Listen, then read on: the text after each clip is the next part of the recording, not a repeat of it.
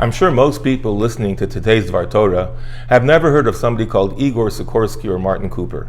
Even though we benefit from their inventions daily, they've impacted our lives and become an integral part of our daily experience. But surely almost every child knows of Wilbur Wright, of the famous Wright brothers. He was the inventor of the first airplane. Alexander Graham Bell, the inventor of the first telephone. But the first piloted plane ride lasted a mere 12 seconds. The sole person on board Wilbur was also its pilot. It was pretty crude. The first intelligible words said on a contraption we call the telephone were, "Mr. Watson, come here, I want to see you." Mr. Watson was in the other room. He probably didn't even need a telephone. But truly it was Igor Sikorsky who created the first normal passenger plane, a comfortable vehicle very similar to what we use till today. And it was Martin Cooper who invented the first cell phone, similar to what most of you are using to view this shiur. But nobody cares about them. They're unknowns.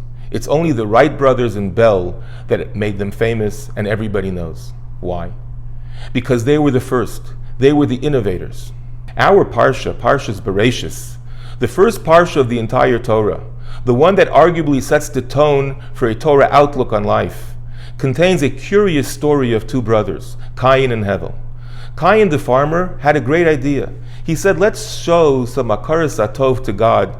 Let's do something that every rabbi and fundraiser will be forever grateful. He made the very first donation, and it was unsolicited. But alas, it was paltry. It wasn't up to par. God didn't accept it. He turned away from Cain's gesture. His brother Hevel, who breeded animals, saw all this. He liked the idea. So he brought a fattened sheep. His donation was immediately and gratefully accepted. My question is, isn't Cain to be celebrated, indeed revered and eternally honored? After all, he was the one that came up with this fantastic idea, to show gratitude and give up from his own hard work. Who cares that Hevel came later and improved on that idea? Anybody can take an idea and improve on it. The chiddush, the main thing, the chap, the innovation, was Cain's.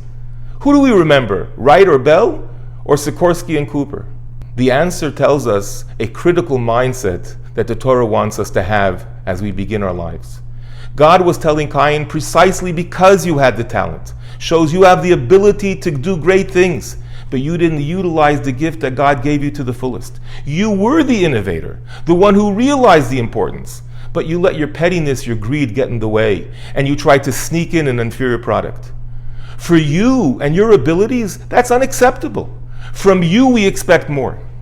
As we enter the new year and stand at the threshold of Bereishis, a new beginning, let's each and every one of us make an honest assessment of our talents, what we're capable of, and actually do it. If we only study an hour or two a week, but we really have the capability of finishing the entire Talmud, does that cut it? If we can accomplish huge things, donate nice sums, does giving 2 times chai enough? Is that who you are? Is that your best? Each and every one of us has been given talents and abilities. Each one has something unique to offer. We have to figure out what they are, use them, because we each have what to offer. Let's start off on the right foot. I want to wish you all a Shabbat Shalom u'Mevarach.